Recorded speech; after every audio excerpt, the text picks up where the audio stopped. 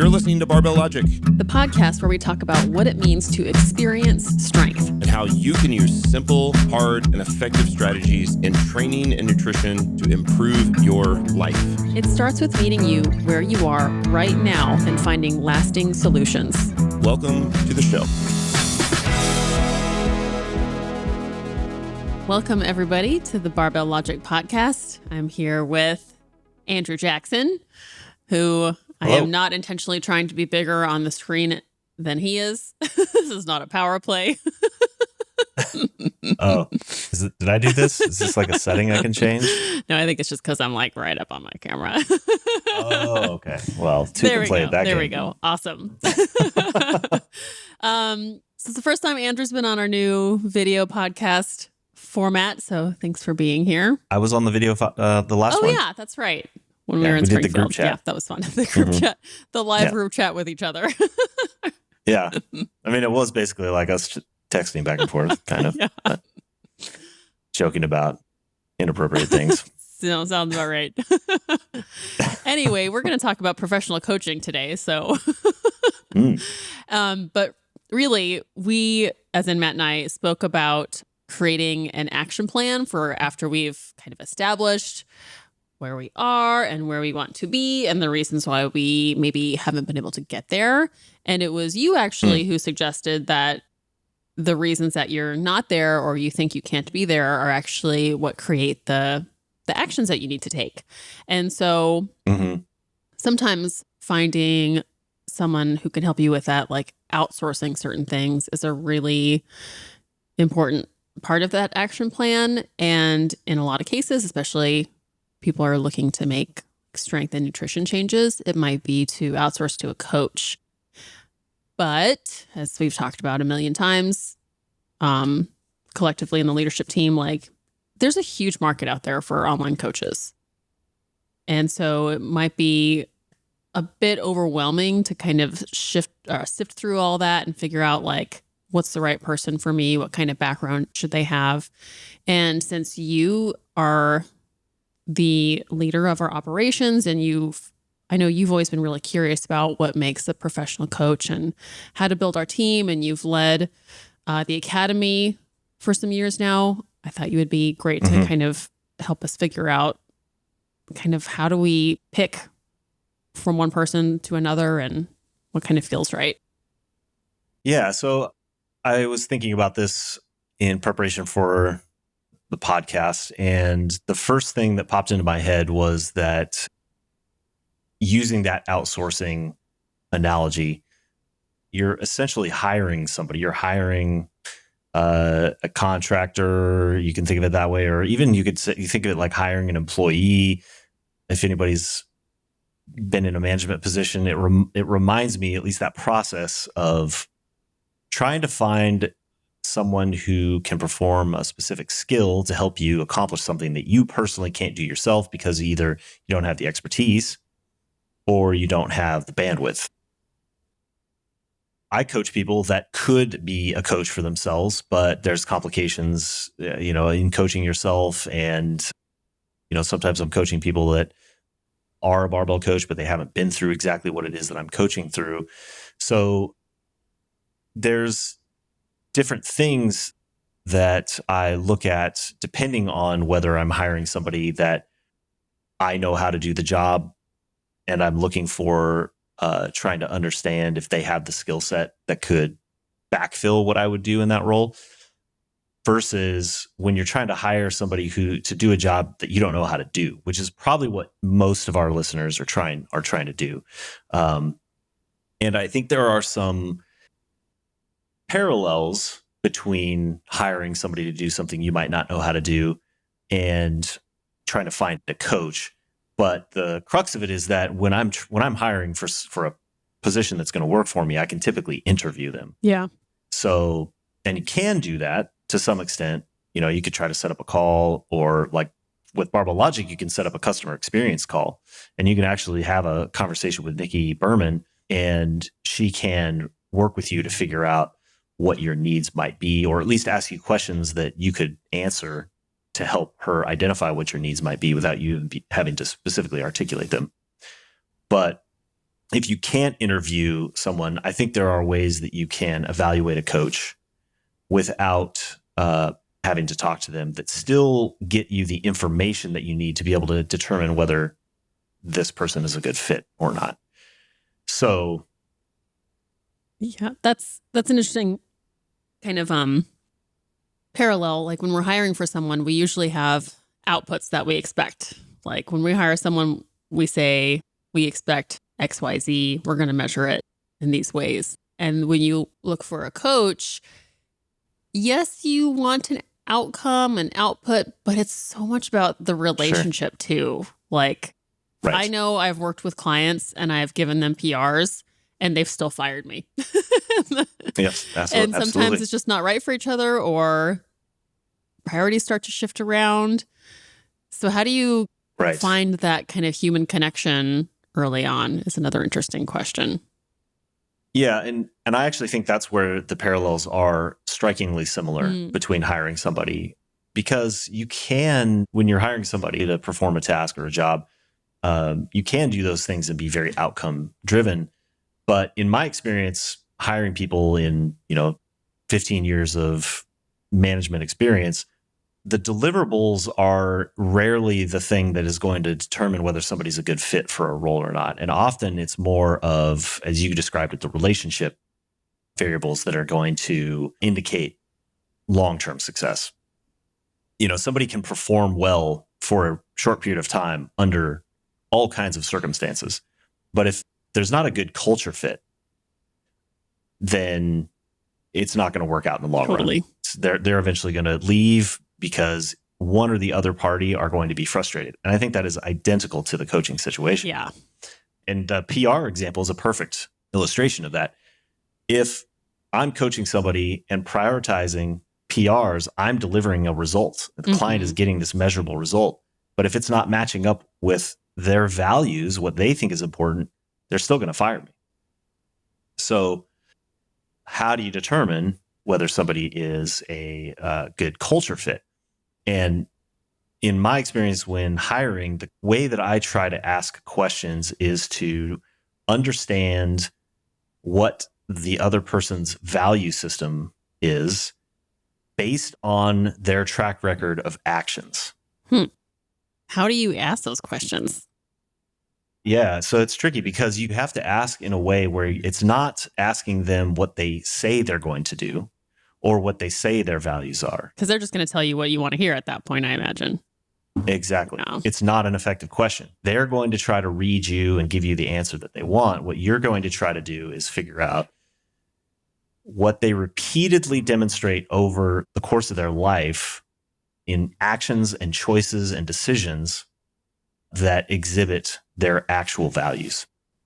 So asking questions that dig into their history and get them to talk about not just what they've done, but why they made certain decisions in their life. So you could start very open-ended, tell me about your life, tell me about your career. How did you get into coaching? If I'm actually interviewing a coach. And you start to hear their story of how they went about getting into barbells, what the process was for their training and making the switch into thinking it's a good idea to be a coach, how they prepared to become a coach, what experiences they had along the way, maybe what competitions they got into. So you start to get into this history, this pattern of decisions and pattern of choices that you'll see. And what I look for when I'm hiring somebody is that trend.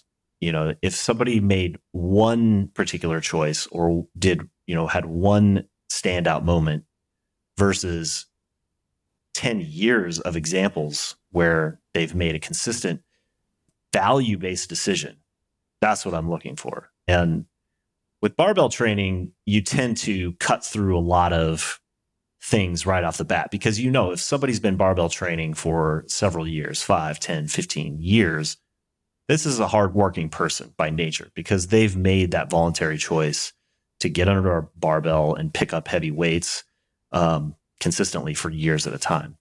you have almost always have that shared kind of work ethic thing. But that's an example of how I would go about looking for behavior pattern actions. Yeah. Another example that I would ask, and I stole this from Elon Musk, is to ask somebody about a problem, a specific problem that they solved, and to get them to talk in as much detail as possible. And if somebody gives a very shallow answer, they probably weren't very involved in actually solving that problem. Interesting. Now, this is typically more useful for team. If somebody's like in a large company or works on a lot of teams, you can really kind of weed out the noise there.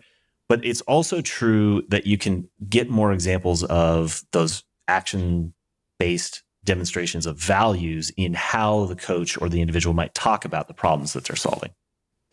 So, for example, if you're talking to a coach and they're extremely focused on sets and reps and PRs versus somebody who's taken into account maybe the person's life situation, or is talking about a problem they solved where somebody overcame, a big personal life crisis and kept training. You get a sense of what that person has helped another individual go through. That's kind of like how we do our interviews for the PBC. Exactly. I don't want to spoil everything for anybody who's getting ready to take it, but we can ask questions that are like, okay, if you have a kid who weighs this much and wants to squat this much, how would you get in there? Or if we ask you about certain people that you've actually coached, we get to hear how you actually do it instead of how you would theoretically write it out on a piece of graph paper. And we have asked both, and the answers are very different. Some people end up talking out of two sides of their mouth. I like that. Yeah, I mean, and asking them very specifically, this is, I think, without giving away too much, but like, tell us about the last time you coached somebody through their first 3 months of training. Try to elicit as concrete an answer as possible. And again, you're not listening for the X's and O's. You're not listening for the details of exactly like what the weight was or what the sets and reps were. You're listening for how they think about the problem and how they address it. So now, again, I'm talking about an interview situation. So that's not often that you're like picking up the phone to call a coach and interview him. But I think that would be a great way to go about it. If you were thinking about, in fact, the last 2 times I've hired a coach, I had a phone call with him. And I talked to him about what my current situation was, what my goals were, and just had a conversation, because I think it's an interview both ways. I never think that a coach should take me on just because I'm willing to pay them. Like, I want to make sure that they're signing up for taking me on as a client, because I'm admittedly not. I'm kind of a pain in the ass. Andrew goes off program, everybody. Occasionally. Yeah. Well, and I especially for the last 2 years, my goals have been not super well defined. I've had a particular goal that's sort of been floating out there, but between injuries and my life situation for the last couple of years, it's been hard for me to focus on really one goal. So, anyways, the coach, I think, has just as much right to be interviewing me as I do them, in a sense. So, and you can also tell.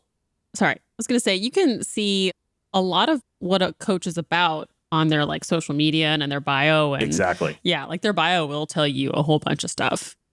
Hopefully it's detailed. Yeah. That was exactly what I was going to say, is if you don't have the ability to interview them and you're just trying to like pick up from what's going on, I mean, yes, absolutely. What are they posting on social media? What do they have in their bio? What kind of range of experiences, both personal, professional, and in the gym, do they have?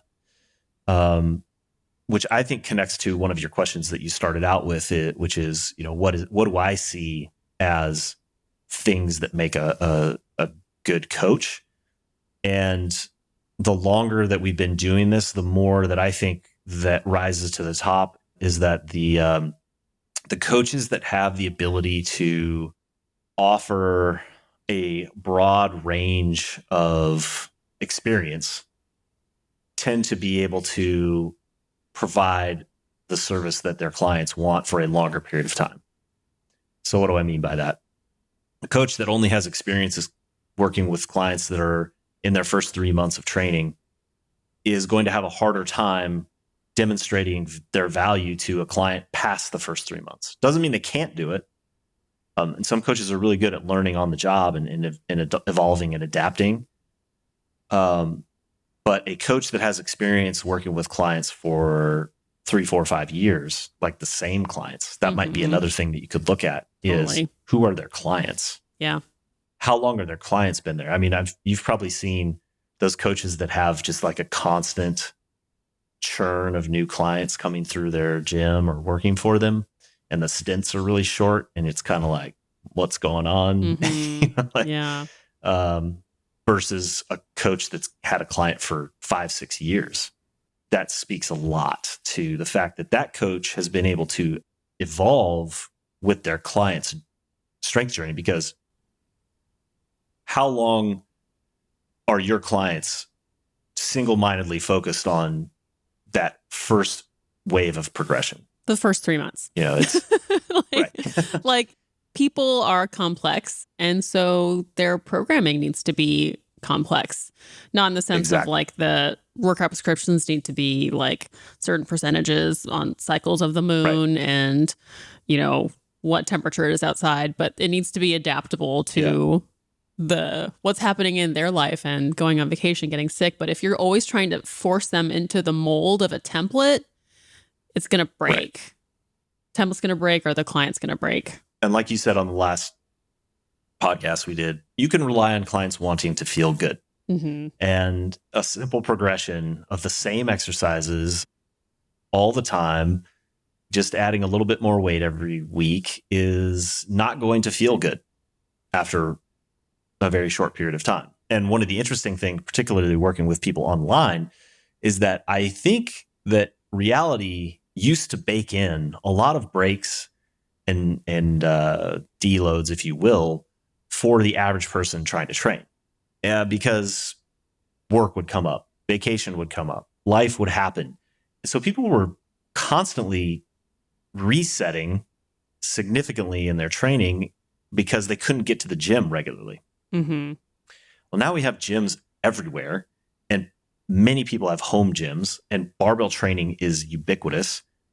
The amount of natural deloads that happen that tended to derail people's training is, I mean, especially since COVID, it seems like the number of clients that are able to just consistently train week after week after week after week after week it's almost all of my clients. Yep. And so in order to support a client that can train that consistently, a coach is going to need a wide range of tools and experiences. So if I'm looking at a coach for myself, or if listener out there is looking for a coach, I would highly recommend looking for one who's gone through the kinds of experiences that you want to go through and has coached other people who seem to have gone through experiences like you. It's not to say that somebody that hasn't gone through your experience can't coach you, but it's certainly, I think, a key indicator of somebody who's probably going to be able to help you make better decisions about your own training and keep training productive longer. So, yeah, the wider the range of experiences and the deeper that the experience that the coach has, not only coaching, but then lifting as well. Yeah. I think the higher probability that coach is going to be able to fit your needs. Yeah. Do you have any like red flags? If you saw someone advertising their coaching service and you saw or read something, you'd be like,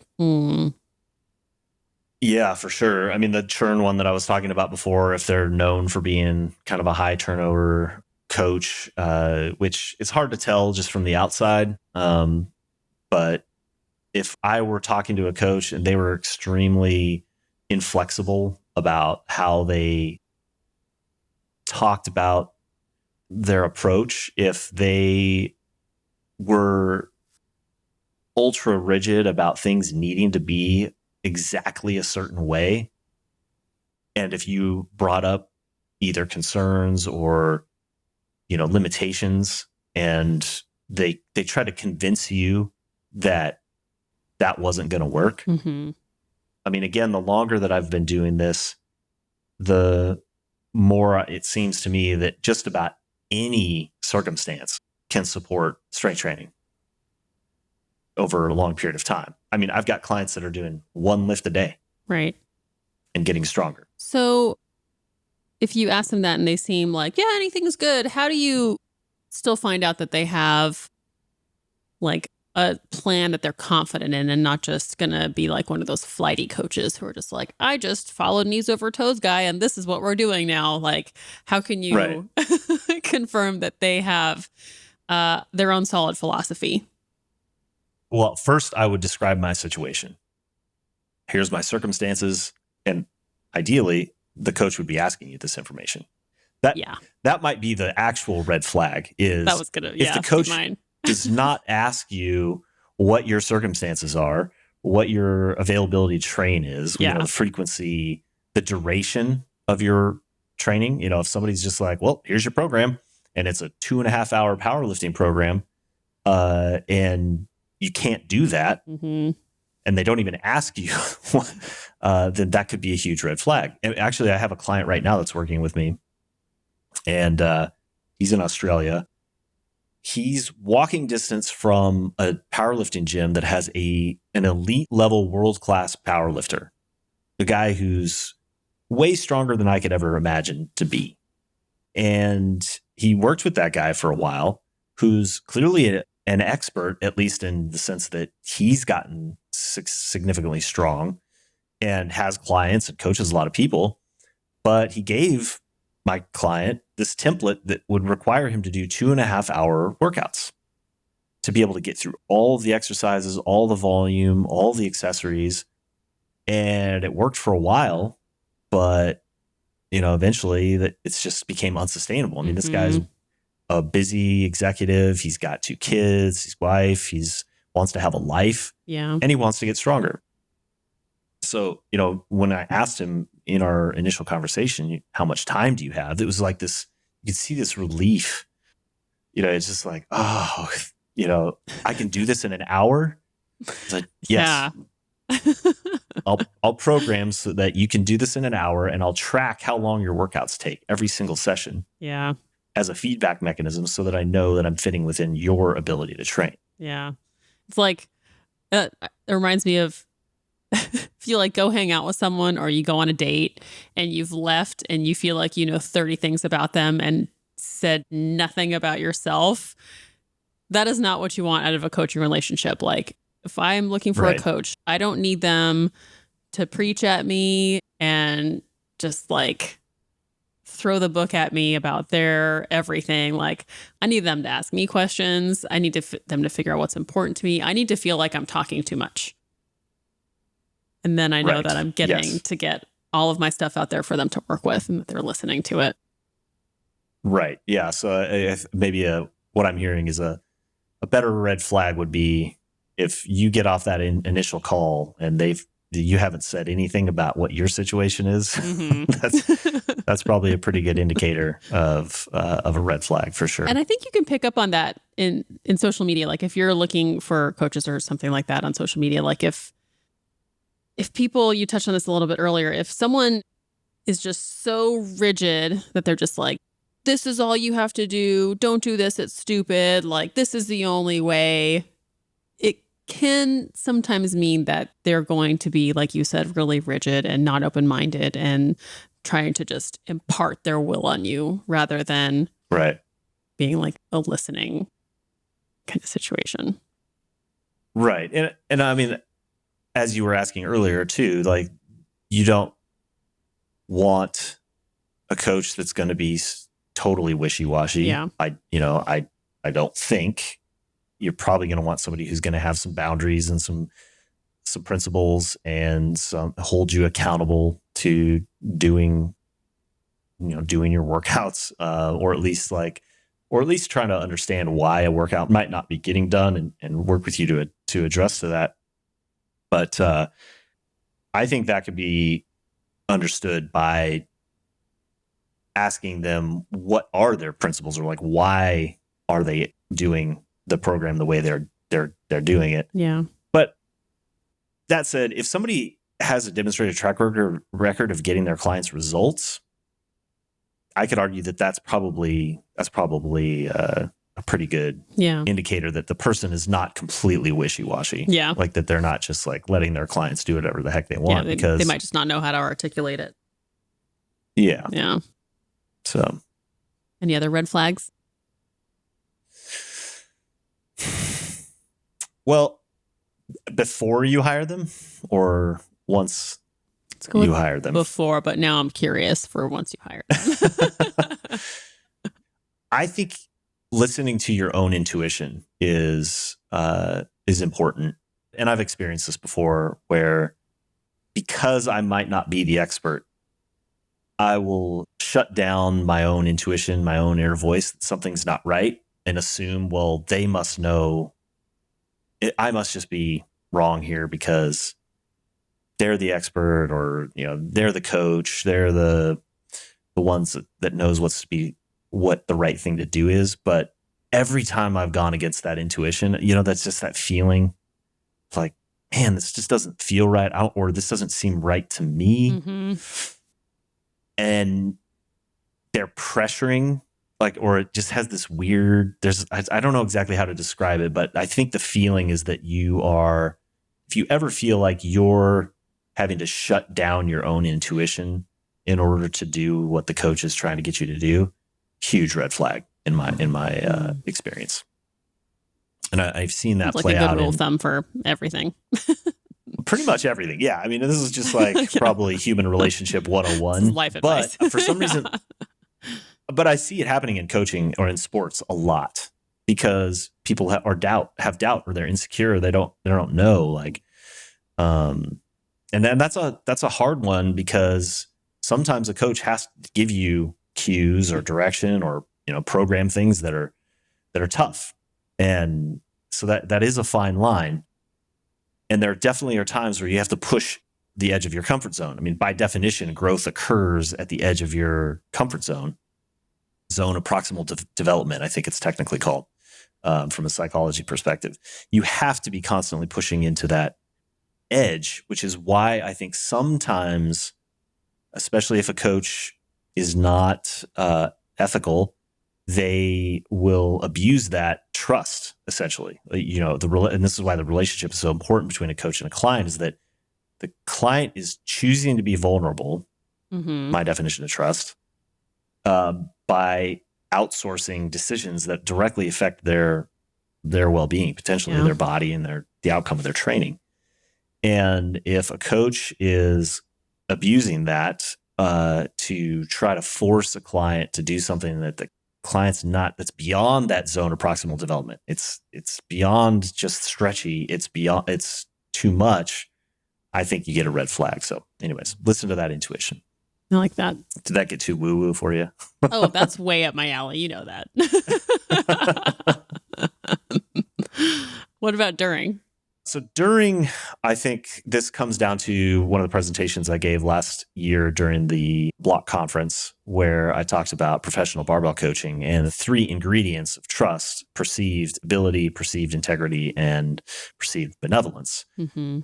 So a client's perception or willingness to be vulnerable with their coach, or to trust their coach, are based on those 3 things. And so consistently, what I see both in my own coaching, and actually I'll just step right into it, where I felt like I've failed as a coach, and I've had over the years, I've had situations with multiple clients where I feel like I failed because I dropped the ball on demonstrating with my actions integrity, ability, or benevolence. So integrity, this is the basics. Like, this is like professionalism 101. Show up on time. For your online coaching, this is giving your feedback within our promised 24 hours. That's giving our clients programming in a timely manner. Making programming changes when you have dialogue about needing to make a change, whether that's because of an injury, travel, whatever schedule situation is going on. Situations where I've not paid enough attention to those needs too many times are when I've lost a client because I wasn't demonstrating that I would do what I said I would do. Integrity. Ability, that goes back to that breadth of experience. Times where I didn't work well with a client because I didn't understand their particular circumstance. There's a situation that came to mind where I had a client who didn't have the innate kind of motivation or discipline or, like basic barbell training aptitude. And I failed to recognize that and coach them through just the simple things like warm-ups and, some of the feedback I gave was just wasn't the right context for that individual because I wasn't putting myself in their situation and recognizing the skills that I need to bring to that particular client. So they perceived at that point that I didn't have the ability to coach them. So looking for a coach that, again, has the skills to apply to your situation is really important. And then benevolence is, are they demonstrating that they care about my training? And that one's a very subjective and tricky one. People tend to kind of know it when they see it and they can feel it when it's not there. Yeah. If my coach is blowing off the pain that I'm experiencing, pain is probably the most common one that I see, particularly with online coaching, because it's really hard to communicate empathy and communicate that you genuinely care about whatever their circumstance is. It can sort of feel transactional. So times when I've dropped the ball on that, which is why I think video feedback is so crucial, because it gives you a much easier mode of communication to be empathetic. Yeah. But then also following through on the programming to take into account what they need. Does that answer your question? Yeah. Thank you. Yeah, that it's perceived ability, what was the first one? Integrity, and perceived benevolence. I like those a lot. Yep. Those are very subjective, but there are habits that come with someone who shows up in those ways, like being on time, listening, making changes when they say they will. And like you said earlier, like you do get to trust your gut a bit. I think that's totally fair. Yeah. Yeah, that perceived in front of it is so crucial. And it's something that's really helped me as a coach, because it doesn't matter what the reality is, the quote unquote reality is. It matters what the client's reality is. It matters what as a client, it matters what my perception is. At least at the end of the month, when it's time to renew the subscription, it's my choice based on what I perceive the situation to be, not what the coach thinks. That was really helpful is constantly helpful for me to keep my ego in check. And every time I start feeling like, a client misunderstood me, that's not their problem. That's my problem. I've got to figure out like, what is it that's happening what am I doing in my behavior as a coach or my actions as a coach that's not communicating my intention, which is to have a positive trust building relationship with my client. All right. Well, I know many listeners have heard about coaching certifications and barbell certifications, but I don't think you knew about the emotional intelligence rating that was necessary for a coach. Well, what would you say? When you've, over the course of your career, have you chosen coaches or chosen to change coaches because of their technical ability or the relationship side of it more often than not? I feel like you're putting me on the spot, and a lot of my coaches are barbell coaches. Fair point. I don't know. I've loved all the coaches that I've worked with, but my abilities and circumstances changed, and I needed something different. And that's right. It wasn't working how I needed it to work. And yeah. That's the short of it. And that's totally fair. And probably also something important to tie it back to the initial how do you choose a coach topic is that the coach that you want to outsource to for the next 6 months might not be the same coach for the 6 months after that. And I think that's actually a huge strength that Barbell Logic has. And this has occurred with several of my clients in both directions. I've picked up clients from other coaches, and I've also transferred clients to other coaches because either throughout the course of the first few months, I wasn't a good fit for that client, or their goals changed, their life circumstance changed, and we have other coaches that are in better position. That's true. That's happened with me too. There have been some transfers to me that was great, and then from me and I just want the client to be with the coach who's going to be best for them. And I know other people on our staff are better than I am at things. Yep. And so it's great for me to be like, you're going to be great with this coach. Please go be successful. Yep. That's what I want more than trying to force this. Yeah.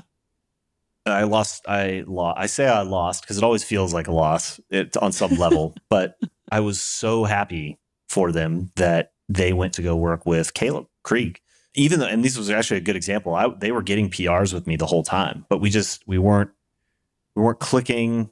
I was dropping the ball on building the relationship with them, and I knew as soon as Nikki Nikki Berman assigned them to Caleb, which she is so good at understanding really what the right dynamics are. Yeah, I was like, I felt this huge sense of relief because I know they were going to go with somebody who he's a perfect fit for their circumstance. Yeah.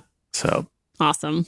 It changes. It depends. Yeah, and that's okay. And I'm just going to reinforce, if you want to talk to someone who knows and can help you, schedule an experience call with Nikki, because she does our pairing. She knows our coaches really well. She knows what questions to ask you, and she's great at finding you a really good person to work with. So absolutely. She basically short circuits this whole conversation. She does. We just had the conversation that Nikki Berman has in her head in 3 seconds.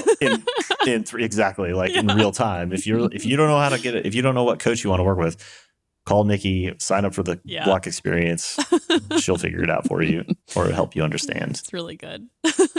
Yeah. Wonderful. Well, thanks, Andrew, for coming on and chatting about all that really important emotional intelligence coaching.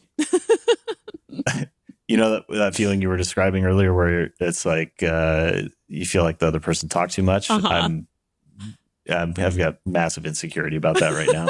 That I did my job. I feel like yours. I just blabbed for 45 minutes. Well, everybody, if you loved listening to Andrew blab, please give us 5 stars on Spotify, iTunes, wherever you listen to your podcast. And if there's someone who you think would benefit from our conversation, please share it. And thank you so much for listening. And we will see you next time. Thank you, Andrew. Thanks, everybody. Bye-bye.